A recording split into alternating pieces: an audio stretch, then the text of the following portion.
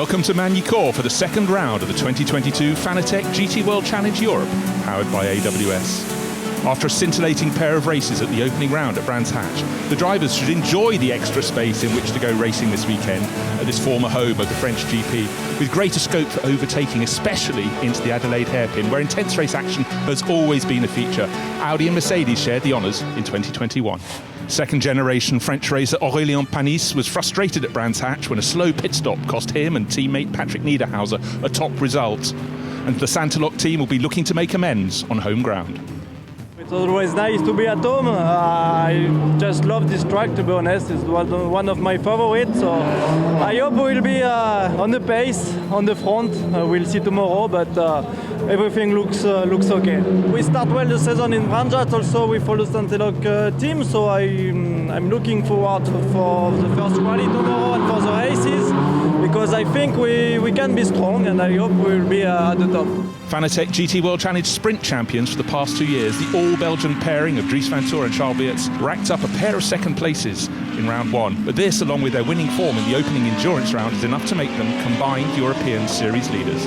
We know that Brands Hatch is a good circuit for the Mercedes, and in Magny-Cours it's, I would say, a bit more even. So yeah, hopefully we'll have a bit more chance to fight with them instead of being on the back foot. But yeah, as you said, Brands Hatch, even though we were not the quickest, we could still manage to do 2 times second, which is super good for the championship. I think we were P1 and P2 here last year, so let's try to be double P1 this year. French racer Jim Pla shared his Acodis ASP Mercedes with compatriot Jules Gounon at Brands Hatch, but Gounon is away on Intercontinental GT Challenge duty at Bathurst this weekend, so his place is taken by experienced Maximilian Goertz, who was Sprint Series champion as long ago as 2014. We are quite confident. We had a good weekend in Brands Hatch with Jules. As you see, I have a new teammate for this event, Maxi. It's the first time that I met him, really cool guy, really easy to work with. So yeah, we are quite confident. We did free practice this morning. We struggled a bit with the setup, but we are working on it, and I think we will do a good job this weekend. Third place and then a dominant win in the second race at Brands Hatch put the long-standing partnership of Raffaele Marciello and Timo Bogoslawski into the points lead after the first of the season's 5 sprint rounds, with Marciello looking to repeat his peerless form here in France. The season is still long. For sure we start quite well in Brands Hatch. We start well also this morning here in Magny-Cours. The car is great. Timo is doing really good. So I mean the expectations are quite high, but for sure there is the car of Dries and Charles is quite strong. There is the car of Jim, is quite strong. So it will be tough, but we try our best. It's not an easy track. It's quite grippy, but it's easy to lose the grip. So it's quite challenging. Some parts the gravel is quite close, like in T3. So for sure it's not easy for some people. Surprise winners of the first of the races at Brands Hatch, giving Ferrari its first Sprint Cup win since 2015. This Silver Cup pairing of Ulysses Depot and Pierre-Alexandre Jean is clearly heading for great things. You know, it was a surprise also for us. We were feeling ready before the start of the championship. We construct the season correctly with AF Corse, working good with the engineers, with the mechanic. Now we have to keep our head down, keep working, and yeah, I hope it will be a nice weekend also on my home soil. They have a lot of sponsors and friends coming tomorrow, so I hope to be good tomorrow in front of them. The Austrian-Polish partnership of Christian Klein and Patrick Krapinski enjoyed a great start to their campaign at the opening round when they guided their JP Motorsport McLaren to victory in the Pro-Am class in the second of the 2 races at Brands Hatch. It was good as well. It's been a long time for me to be back here in Magny-Cours, but it's a great track. It's really nice and flowing, especially in a GT3 car. And I mean, we had a good start of the season in Pro-Am and Brands Hatch, and we would like to continue that. I think we have a good car. It's a good base. I mean, all the cars are very leveled out in the SRO categories, so you know, one track works a bit better for one brand, the other track is better for the other brand, but all in all, it's all close together. It's still the team and the drivers can make the differences, and that's why I also like the championship. So let's explain how the Sprint Cup works. There are 5 rounds of the Fanatec GT Sprint Series this season, with a pair of races at each. Each of these lasts an hour apiece, and each car is shared by 2 drivers who swap over in the mandatory pit stop that must be made in the pit stop window between 25 and 35 minutes into the race. As well as the drivers, all 4 tyres must be changed, and vitally, there is no minimum pit stop time, so a well-drilled crew can really help its drivers gain time and perhaps even a position or 2. All the cars are run to GT3 regulations, with the field divided into 3 classes by driver grading. The Pro class is packed with manufacturer-backed drivers, and race winners are most likely to come from here. The Silver Cup is for younger, up-and-coming drivers with less experience. And then there's Pro-Am, which is just that, an amateur driver partnered with a pro.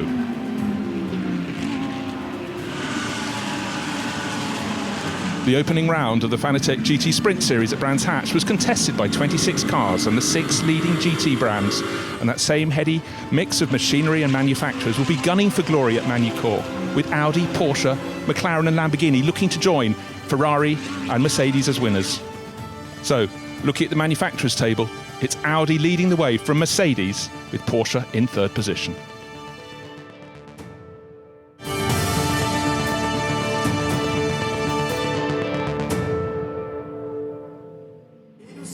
It's been a fantastic day weather-wise at Magny-Cours, an agenda packed with racing. It's early summer in so many ways. It's been in the mid-20s in terms of degrees, and track temperature has been a really high factor. And of course, the air is starting to cool, but it's been a warm day, John Watson. It's been a glorious day all round. 24.6, ambient 24.3, so all the 24s basically. And perfect weather to go into this early evening race here at Magny-Cours. So here's the grid.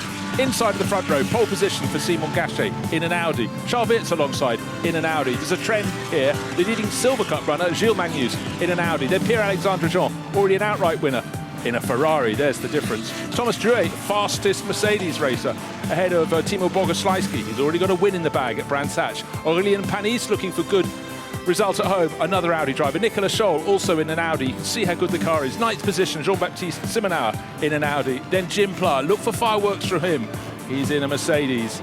Eddie Cheever, now in a Mercedes this year, went well at the end of qualifying, picked up the pace. Maybe they are finding the form. Peter Schotthorst in the second of the attempt to Audi starts 12th. Then Matthias Drudy, look for a charge from him in Audi number 12. Adrian de Linear, the better of the 2 Porsche drivers from Dynamic. Then Benjamin Goethe, another car Audi from Team WRT.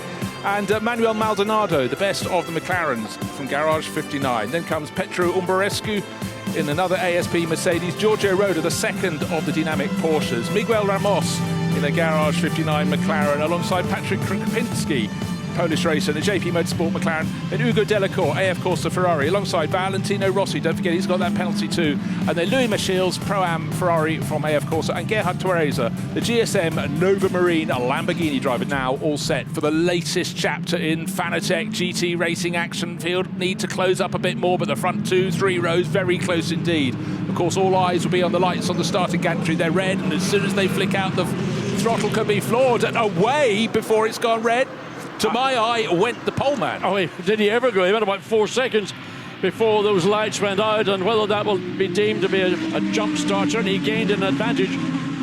Well, Charles Wirtz has lost out, so Gilles Magnus also made a pounce, number 26. Contact. I thought there was sideways Audi just coming through the early part, but seemed to get it straightened up. I was about to have the intake of breath. So Charles Wirtz been riding on board with him down to 3rd position. Of course, we'll get a message soon saying the start is under investigation. That is standard practice. Through the kink, up the straight they go to the top of the hill, to the Adelaide hairpin for the first time, and looking very busy is Timo Bogoslajski trying to go inside the sister Audi, but 87 Thomas Drouet keeps his nose in front, kicking up the dust on the exit of Adelaide. Down the slope they go. Little curve there, but not much to be far beyond. But then we get to the Nürburgring S. Look at that. They'll be bouncing over the curves. Fantastic. Well, Simon Gachet did what he needed to do, but he just did it too early. He went, everybody else was flat-footed, and he was up and gone. So I will be interested to see what the clerk of the course, race director, will say when he reviews that, because clearly it gave Simon Gachet a massive advantage in the number 11 Tresor by Car Collection Audi. Right, Motorsports, who has made a gain. His Timo Bogoslawski has gone ahead of Akodis ASP teammate Thomas Drouet, so he is up into 5th place. So his teammate Raffaele Marcello going, well done Timo, keep on going, but keep it clean, keep it tidy. First 4 starting to make the escape. Simon Gachet from Gilles Magnus, Charles Wirtz and Pierre-Alexandre Jean trying to hang on. 99, braking heavily towards the end of the lap, and that's a nice tidy entry there from Nicolas Scholl. It's busy. Just checking any wave yellow flags, no, but at the end of the first lap it's about a second. 1.039 is the margin of a second between Simon Gachet and Gilles Magnus. Charles Wirtz still in 3rd, Pierre-Alexandre Jean. Now it's getting a little bit line astern. Remember, Rossi is on a new set of Pirellis. I don't know how many others will have started on a new set of Pirellis. So that gives the Audi a little bit of an advantage, but once we get into 5 or 8 laps, then that will taper off. So if you can't find a way around the McLaren now, and he's looking up the inside and blocked. I mean, that was a pretty blatant block by Kapinski, but Rossi has done the switch back, gotten ahead of the McLaren, but they're going to go down the hill side by side. And McLaren has edged its nose back into the front as they get down into the braking zone to come down into Virage du Lycée. Well, there's going to be contact, and there it is, because come what may, Valentino was going down the inside, almost contact to the exit onto the start-finish straight, and the Ferrari behind is going to gain on the pair of them. That's Hugo Delacour. That type of blocking, contact with the Ferrari to deliberately stop it, trying to find a way past, all because of what took place going into the Virage du Lycée when Rossi and the McLaren were a little bit untidy, and that gave the Ferrari the run. So again, lots of things to be observed. Well, look, he came from quite a long way back, but Krupinski left the door open, but then he has to close it because he's got to get around the corner. So there's contact there. He comes back onto the track, nearly hits the back of Valle's car, and then, of course, he gets very close indeed to the front. On board with Rossi, so he moves down. You can see the contact that occurred. Now, there's nothing deliberate in it, but that's what happens. Jane just looking at the concentration in Valentino's eyes. Also, you can see his eyes suddenly fully lit because, of course, straight into the sun as he goes through the chicane. Now settling down past the pits. But at the front of the race, it's Simon Gachet leading all the way. Charles Wirtz suddenly picked up the pace. He fell down to 9/10 of a second down behind Gilles Magnus, then 7/10, but he's maybe kept his tyres a little sweeter than Gilles Magnus. That is experience side by side down the hill. Can he get another half car length because the track's about to go right? He's put his nose in front into 2nd place because surely, yes, Gilles Magnus realised I've been beaten, no point fighting it at that point, or that would be 2 cars in the gravel trap. Well, certainly on the wrong side of the racetrack to go into the Nürburgring chicane. So Charles Wirtz did a very good job. Now let's take a look. Why did 2nd place Gilles Magnus, who's just in front? We're looking from Charles Wirtz's car. Did he make a mistake? It's just behind us. Yes, he's run wide and couldn't commit to the power. And then that manifests itself, John, all the way up the hill to Adelaide. Now we've seen that replay, we can understand how suddenly Charles Wirtz, who had been slightly falling away in 3rd place, was presented with the opportunity to make the move that became 2nd place. Wow, the speeds. That is Timo Bogoslawski running in 5th place. We're riding on board with him. 3 kilometres an hour faster than the best of the rest. Benji Goethe at the Grand Courbe. That is the fast left-hander that starts the lap that feeds into Estoril. So certainly for the Mercedes driver, that is where he has an advantage. And he's making it pay because he's catching the Ferrari. Yes, up the hill into the Imola chicane. So Bogoslawski, a little bit of correction, but the car fairly consistent. Now into the braking up at Virage du Lycée, and this is the different perspective. So all a bit untidy as this battle goes on between the 2 Audis as they make their way down the hill once again. Well, that's Nicolas Scholl trying to defend from the chasing, lunging, diving Matteo Drudi. Not close enough. Well, he is close enough. He's made it work. But this is the point the driver suddenly gets slightly blinded by the sun, and then through that final chicane. So 13th became 12th, became 11th, became 10th, now into 9th. And you could see the experience and the class of Matteo Drudi. He worked out where he's got the benefits to find a way around Nicolas Scholl, and he did it down the hill. Not the easiest place in the circuit to pass, but if you do your prep well, then it's an option that's available to you. And here's a shot for you, John, a little box with a couple of drivers' feet in them. Yeah, and it'll probably be a traditional now left foot brake. There we go. I still can't get my head around left foot braking, but the Ferrari gets into Adelaide hairpin and the Mercedes follows, runs a bit wide on the exit, but he's within, what, 4/10 of a second as they came across the line. I'm not quite sure whether it was still 4/10 as they came through Adelaide, but pursuing and pushing Pierre-Alexandre Jean all the way. Tighter entry from the Mercedes, and again, just hugging the sort of the perimeter of the 180 as now he comes off, that accelerates again up the hill and wonders where can I make another gain. 3.1 seconds between leader and second place. Pit window now open, but what do you do if you're Simon Gachet? We won't know if he's going to the pits until this point where he might suddenly turn in. No, having too much fun, continues on his way. But from second place, it was Dries van Tor we saw standing and waiting, no doubt bobbing up and down on the balls of his feet. And in behind comes everyone else, with Timo Bogoslawski all but clattering into the back of the Ferrari. Yeah, so second, third, fourth and fifth all pitting. The Mingus, the Ferrari and the Mercedes all in. So there we see it'll be Ulisses de Pauw will get in behind the wheel of the Ferrari. Raffaele Marcello behind the wheel of the Mercedes, and in the case of the 26, that will be Nicolas Beert. Well, indeed. Now, how well briefed are these teams? It's all about constant practice and rehearsal. Get it clean, get it right. But meanwhile, Simon Gachet stretches his advantage. And again, it looks like an excellent pit stop from Charles Weerts to Dries van Tor. How long in the pits? 40.8 seconds. Is that going to be the benchmark? Well, we need to keep an eye on, well, the Mingus, number 26, 44.4 seconds. And Bogoslawski has got ahead of the Ferrari, nearly pushed into the pit lane, and Codis ASP slightly faster than AF Corsa. Job done. A poor pit stop for the Ferrari AF Corsa, 45.1 seconds. That's well, not quite the slowest. The slowest we've seen is the 111 McLaren. But look, even though Timo Bogoslawski handing over to Raffaele Marcello, there was a place change. Theirs was 44.2. Let's just reiterate the time that Charles Weerts, when his car handed over to Dries van Tor, how long it took? 40.8 seconds in the pit lane. That's Christmas wrapped up for you. Okay, now the battle we're looking at here, the car's back on track, and Gilles Magnus has handed over to Nicolas Beer, but Nicolas Beer has got Raffaele Marcello not behind him. He's already alongside, and the Mercedes driver just waiting for no one to welcome him. The race leader, Simon Gachet, out of the car, and Christopher Hasse, the white and red helmeted German driver, takes over, and this is super experienced. But they had that lovely buffer of 3 and a bit seconds before the pit stops. But they want to be as efficient as they can in the pit stop. But if they lose 3 seconds, who's there to pick it up? It'll be Dries van Tor who will move into the lead of the race. But let's not say ifs and buts. The last 2 cars still have to serve their pit stops, but for the front runners, it's looking neat and tidy. And here comes Dries van Tor. And exiting the pit lane is the number 11 Audi. Will that tuck back in front? Yes, it will, but by about a second, I think. But again, you've got that staggered exit from the pit lane, and the Audi off. Dries van Tor is into the lead. Team WRT take the bow yet again. That's exquisite. And Christopher Hasse did everything he could. He carried all the speed out of the pit lane on a brand new set of tyres, or whatever the best of the rest is. But Dries van Tor saw that opportunity. He's on fresh tyres that have done 1 racing lap. Had the momentum, had the pace, and was not only that, had the focus and the determination. My only chance to get past Christopher Hasse is now. Yeah, and he's taken it, and he's made it work. The 52 Ferrari, Louis Machiels will handle over to Andrea Bertolini, but of course they are running in the Pro-Am class. They've got their own battle to consider. Whoa! Whoa, that was Casper Stevenson getting it just a little bit twitchy, and you get it wrong on the approach to Estoril, and then you're into the dirt. Did you say he was only 18 years of age? 19. 19? Oh, well, 19. Well, at 19 you shouldn't have made that type of move.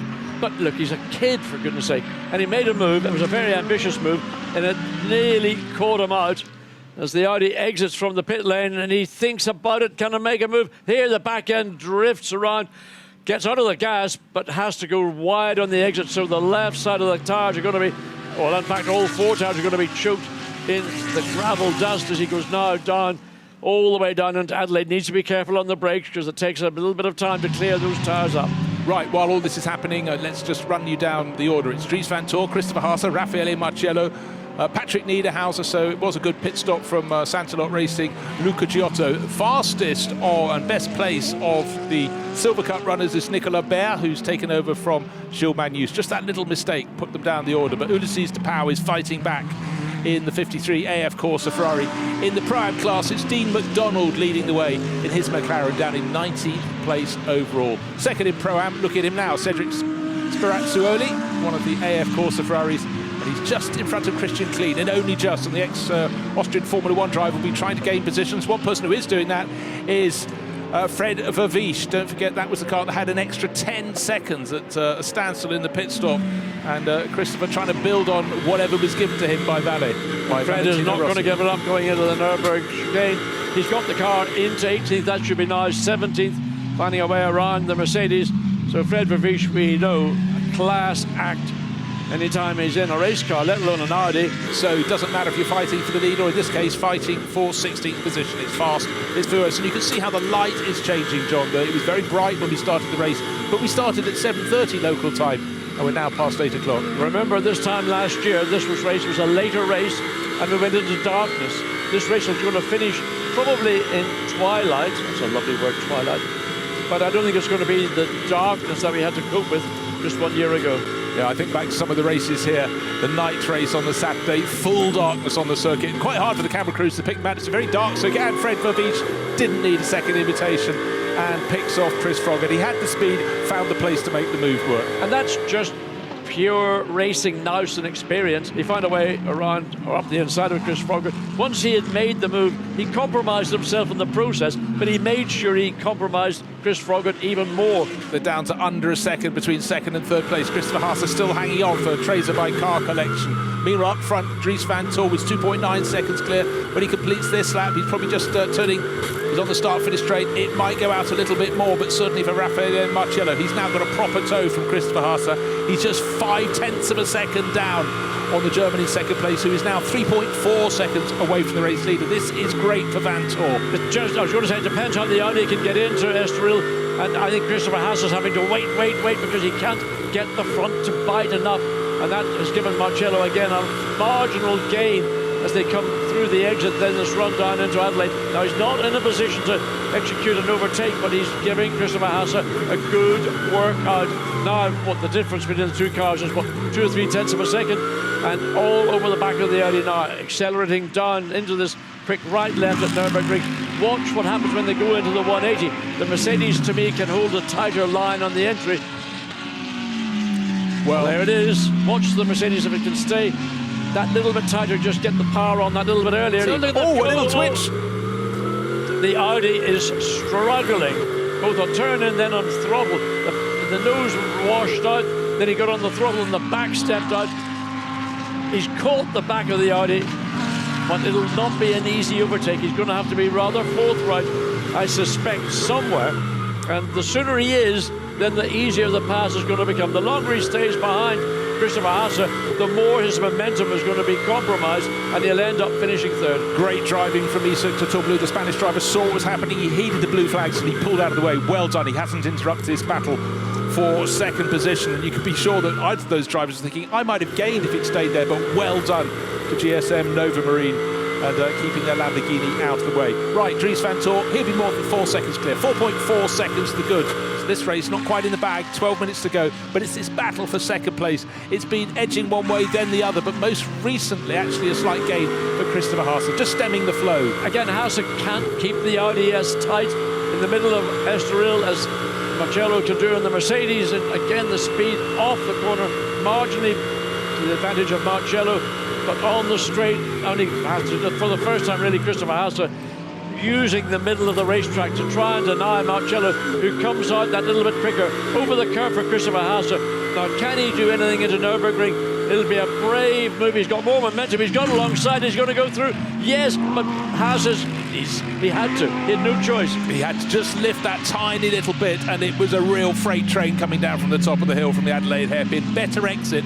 We've seen the punch of the Mercedes out of the Adelaide hairpin, and again at 180 just seems to have the grip and the traction and the shunt out of the corner, used it to its fullest. But those were two pro drivers knowing when the battle was won. Taking a look as they came down the hill, how close would you like your drivers to be over second place? That could have turned a little bit rough and ready, but that was Christopher Haase being very wise, ceding a position when he knew he was beaten down the slope. So here we go, out of Adelaide hairpin. The Mercedes has got better drive, better traction. He can beginning to out-accelerate the Audi, all due to that better traction off.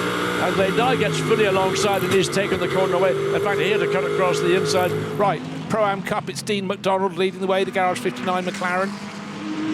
And that is in 18th place overall, having passed Chris Froggatt on that last lap. So Froggatt going backwards, and now Klaus Bachler, now he's a superstar in a Porsche, is all over the tail of the Froggatt Mercedes. So Dean McDonald escapes, he's well clear in the Pro-Am class.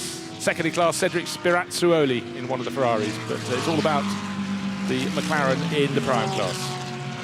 And you know, not a little battle at the back of the field. That's Cedric Spirazzuoli, I think, about to be passed by Christian Klein. The black and gold McLaren should have the outside line as they sweep down to the penultimate corner. But Spirazzuoli, the driver from Monaco, is going to have to back out. He does. So Christian Klein up to second place in the Pro-Am class, and he covers it and gets a blast up the back, a little bit of a push. We're into the final minute of the race. Charles Weerts watching in the middle of the screen, and team boss Vincent Vos, they've watched this car win so many times. It's been a phenomenal pairing, phenomenal team. 2 corners to go. I just want to show you how the advantage of the front 2 has stretched. Christopher Haase is now 5 seconds behind Raffaele Marcello down the hill from Chateau d'Eau, with nobody too close in front of him to interrupt his form. Comes Dries Van Toor. Charles Weerts started from second, got moved back to third, worked his way back to second before the pit stop. Team WRT, a brilliant turnaround the festival, and that is why they've taken the checker flag. Dries Van Toor in front of Raffaele Marcello, and that, you can see, means a whole lot to WRT. 2 seconds in the sprint rounds at Brands Hatch, but a win. That's what they wanted, and that's what they've got at Magny-Cours. The car finishing in 6th place, Nicolas Baer, the number 26 Santalok Audi, just coming to the front of your screen there, the front of the picture, is the winning car in the Silver Cup,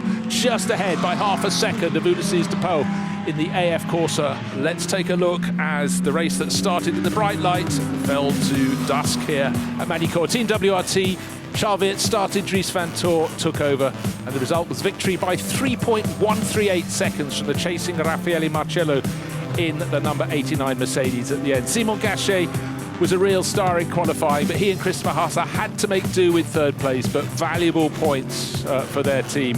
Well, let's find out what the winners think, because we're down there with Gemma. Congratulations to both of you. That was a phenomenal race. Really exciting for us to watch. A lot of pressure for you. Come to you first, Charles. Your stint there dropped back, but that second place manoeuvre you did was wonderful. Yeah, it was quite good. Fortunately, I missed the start. Got a bit surprised by how early it was, but nevertheless, I could get that second position back, and then thanks to the amazing job. I mean, I'm saying this thing every time I'm talking to you, but it's really thanks to the boys here at WRT that we could get by the car collection car. And with the 89 from Marcello being so fast, was really important to have them behind us. So it's really thanks to them, and thanks to my great teammate that we won again today. Dries, that pit stop made all the difference. You guys had the fastest pit stop, and that was evidently the gap between you and Raffaele at the end.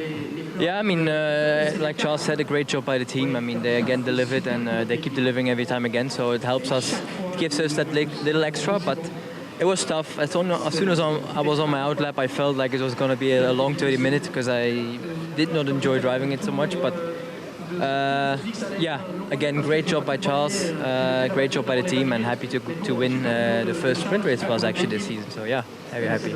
Back on top. Well done, boys. Thank you. And now getting all set for the podium, and it's 1 Mercedes and 2 Audis. But as we look down there, of course, it's a Mercedes on the left that won the Silver Cup class, and the Pro-Am winning McLaren on the right, and that was Dean McDonald and Miguel Ramos. But the overall winners right in the middle of the shot. It's car number 32, Dries Van Toor, who brought it home, and Charles Weerts, who started off. And then, of course, a pat on the back for Team WRT for yet another fantastic pit stop.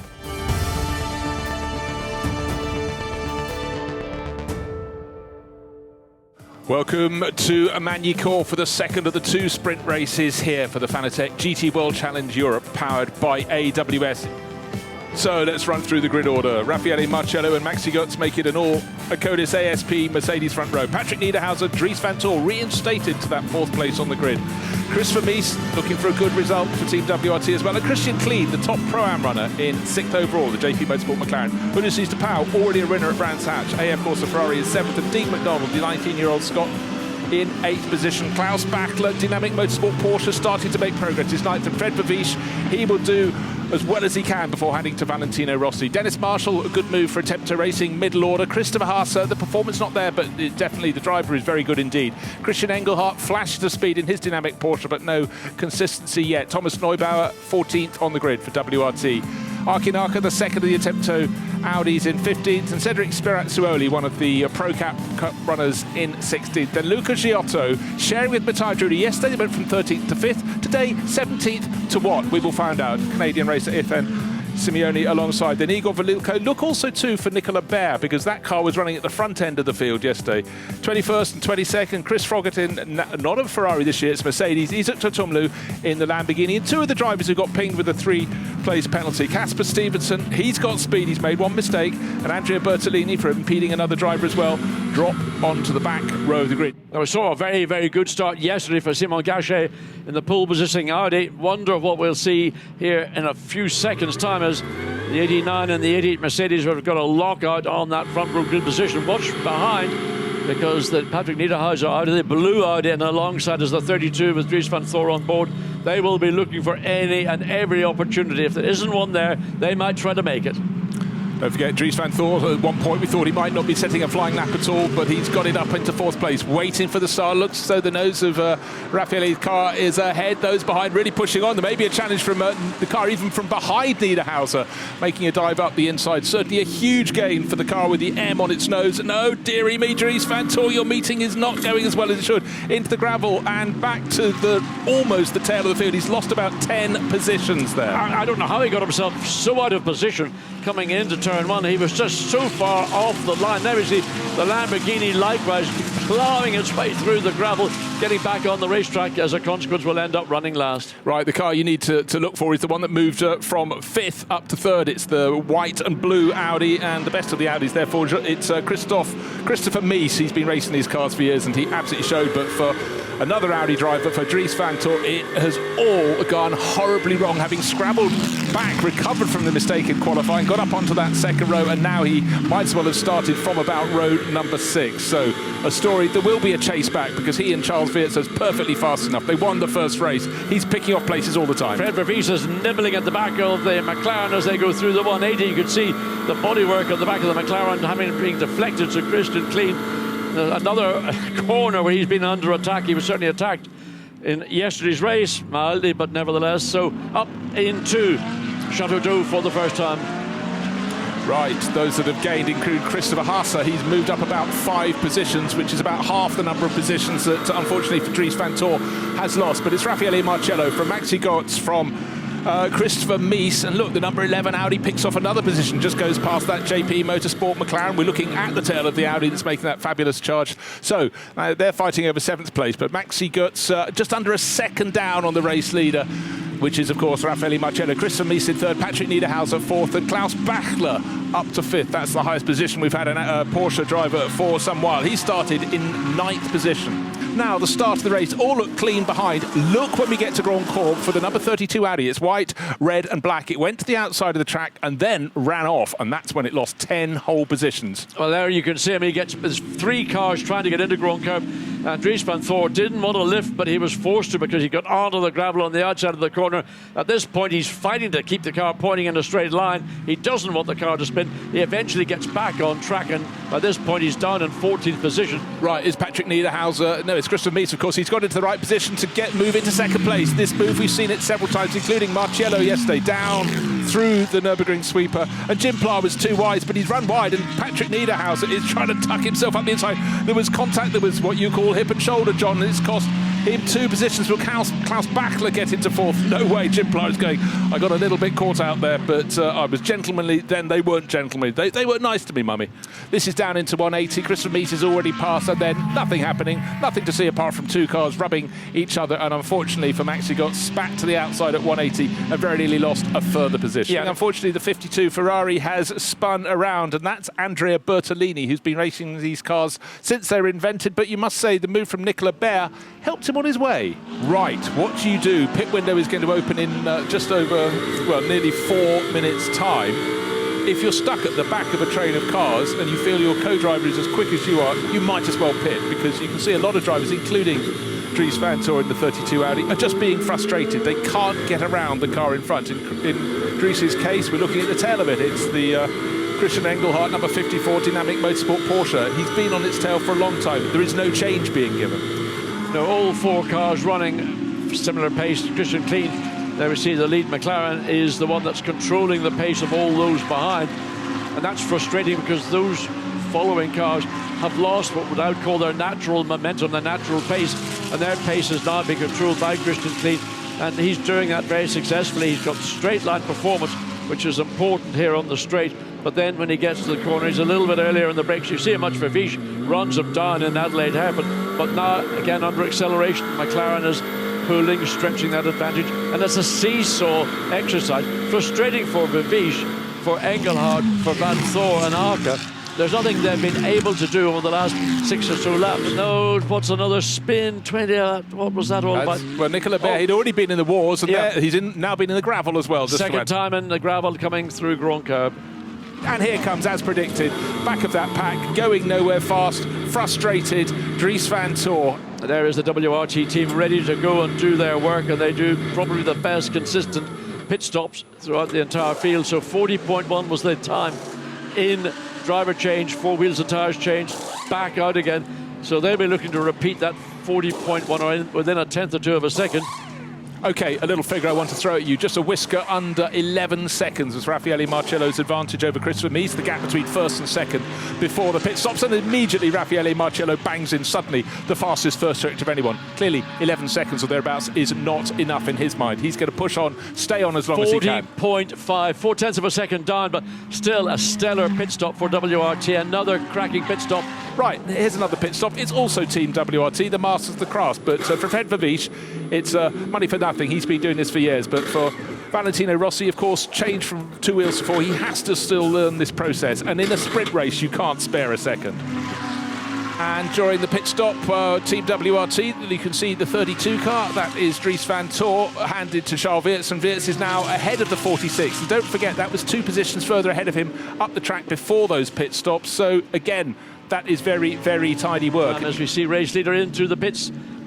So, well done, Raffaele Marcello. Your job is done. And the handover, there he is, Timo Boguslawski.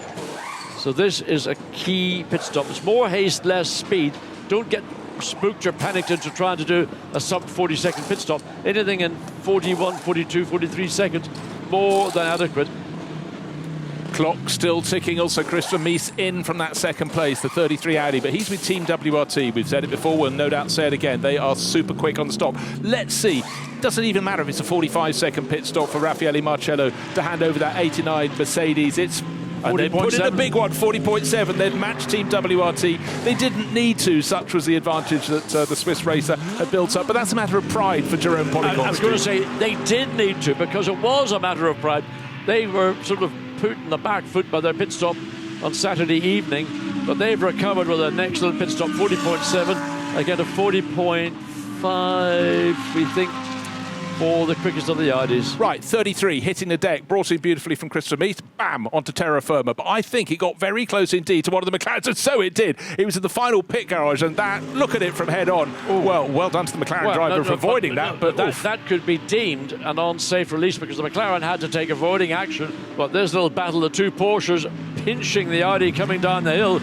So Giorgio Roda, and wow, is it going to be clean? It is clean. So Porsche runs wide. Can the Audi get alongside? Indeed it does before they go into this final. S is on to start, finish straight. So good bit of driving there to clear 2 cars in the space of, 2 corners. But now let's ride on board the 93 and watch the overtaking manoeuvre. Pushing hard. And it's the Sky Tempesta Mercedes, Eddie Cheever right on the tail of the Mercedes in front. That's Pedro Obarescu, and he is out of the way and place gained only from 18th to 17th. Timing notes. Time penalty, 10 seconds to car 33 for unsafe release, and 5-second time penalty to car 25 for causing a collision. Both time penalties will be added to the final racing time. No surprise at that penalty being issued, because it was a very late release, and it did compromise the McLaren coming down the pit lane. So that's going to take Seminar out of the podium position. And also the driver who's getting the 5-second penalty is the third of that trio. Let's take a look at how Jean-Baptiste Seminar was released right in front. Well, he was alongside the McLaren, just kept on pulling over across its nose. But so that will be 10 seconds added to his time. That will knock him down from second place, potentially as far as maybe 5th. May just be ahead of Pierre-Alexandre Jean. The wave yellow flag in the background, but can't see what that's for. Okay, while we're just looking for that Aurélien there Panis. it is. Oh, it's Obarescu who's, well, we see cars go off at Grand Corps and rejoin at Estoril. That's been the case for him. That will drop him from 16th further down the order. But just to finish what I was saying, Sansalot Racing, they're getting the 5-second penalty. They're in 4th place overall, but that should still them. It should drop basically Simonauer to 3rd. Panis will stay in 4th. He's more than 5 seconds clear of Pierre-Alexandre Jean. And therefore, there should be no further changes in the front end of the field. So Jim Pla will go into 2nd place to make it in the Codis ASP Mercedes 1-2, because certainly the 1st position, the victory will go to Timo Bogoslawski. Well, there we go. We were looking for the contact that had 25 picking up a penalty. That was early in the race on Magny-Cours. Neat, tidy, doesn't have to push too hard. But there is that element, John, always, you don't want to back off too much. Your concentration might just slip and you might make an error. Being close to 100% focus is what is required, but doesn't have to honestly look in his rearview mirror. No cars up ahead, no traffic to interrupt him. And now up to the Imola sweepers, Chateau down towards the end of the lap, and victory. I don't think he's seen another car in his, 25-minute stint. No, that was the sketch from the start. He hoped that Raffaele Marcello would make a clean start. He did. Got clear at the front from pole position and continued to pull clear, and how he pulled clear. Sometimes 6-7 tenths of a second per lap to the good. But Timo Bogoslawski, exactly as he did at Brands Hatch, took over in the lead of the race and has continued to the checkered flag, which he can't see yet, but he can see now out of the final corner. Right and left, another win. That's 2 wins this year. Last year, the story for ACA ASP, as they were then, was promised, but not the results. This year, they've already got 2 Sprint Cup wins from the 4 races so far. Brands Hatch got one here at Magny-Cours. Time to kiss people in the garage before the cars that come 2nd, 3rd and 4th across the finish line make it to the close. That was the advantage.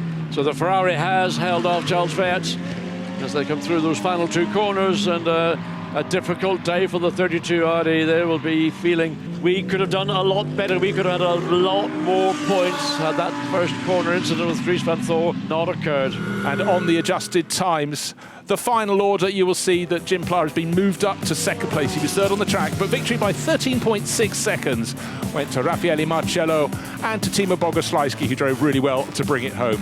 Jim Pla and Magny-Cours, they started on second on the grid. They've ended up with driver penalties for Jean-Baptiste Simonin and Christopher Mies, dropping them from 2nd on the track to 4th. And Aurélien Panis and Patrick Niederhauser also penalised, but not by as much. So they rose from 4th on track to 3rd. Then Pierre-Alexandre Jean winning the Silver Cup class with Ulysses de Pauw, who kicked it off in the 53 Ferrari from AF Corsa. And for Charles Weerts and Dries van Thor, who were leading the combined championship and the Sprint Cup, have had a little bit of a championship setback, but still they got points for 6th place. Well, let's go down, because the winners are looking very pleased indeed. Timo Bogoslawski on the right and Raffaele Marcello on the left. Boys, congratulations once again. On top of the podium, you could say that paints a perfect picture.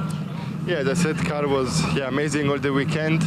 So, I mean, when the car is like this, then everything is much easier. So, yeah, a big thanks to the team to make it possible in Brands Hatch and this weekend. So now, yeah, let's hope to continue like this in Zandvoort. Absolutely. Well, you pulled out a massive margin, Timo. That's got to put a smile on your face. Yeah, so that makes my life much easier as in the Brands Hatch. Yeah, I think finally, as I said before, so to everyone, we find a good setup for the car in this track, because we were struggling quite a lot compared to Audi or Lambo before. Yeah, now we are quite fast, and I hope we will keep this pace at the end of this season. So. And for a Codis ASP team, a French outfit headed by former racer Jérôme Policon, this will be a very proud day indeed. 1st and 2nd on French turf, on home soil.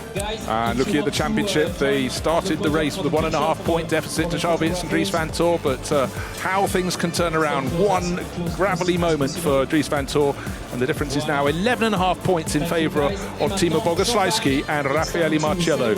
But of course, this is the Sprint Cup, 5 Sprint Cup rounds, 10 races in all shared, with the 5 endurance races for the combined title. Early in the season to talk about that, I think we'd still find Dries van Thor and Charles Weerts lead that. But in the Sprint Cup, a very tidy lead for Timo Bogoslawski, who's just getting a load of champagne down his neck, and for Raffaele Marcello. Thank you for joining us for the Fanatec GT Action.